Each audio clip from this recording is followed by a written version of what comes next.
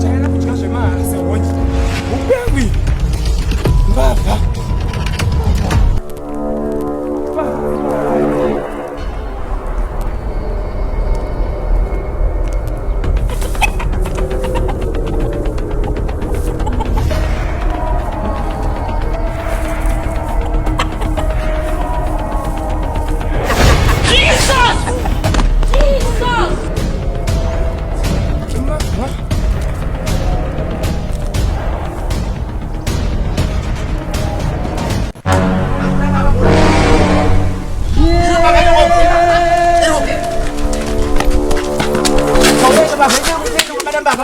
Yatoenda.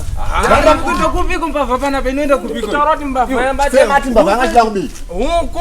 Nenda kukuya. Mhavha enda ndikutoti Mhavha enda. Yenda nikubuta buta izvi. Ndanga ndiri kuda kunonge marara. Amnaona paka zino trespassing here hapo hivi. Ndinona Mira. Amnaona paka zino trespassing here pakona. Ndapaona. Saka chamauya kuno kuti muda mukude kuno. Mune amenyoga munhu unobatsirana anonga achiti pamba pawo panewo zvitsvina ndo cleaner. Mother terera iti vana kudza mumba mazvibatisisa mukunzwa. Isusu kuno kuti tone chibvumirano chatakana neve impulse kunoko. Impulse investments muri kunzwa. Ndivo vanounza zvose zvatinenge chida muno mumatigere munharaunda yedu muno. Ndivo vanotakurira mabhini. Ndivo vanoisa tumabhini mumatoilets evakadzi kuti vasire zvavanenge vashandisa imomo.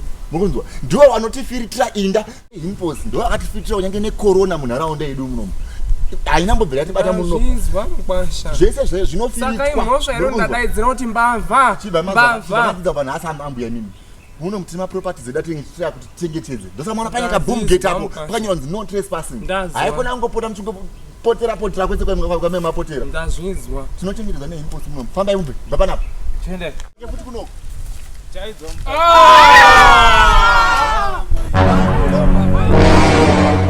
Yeah.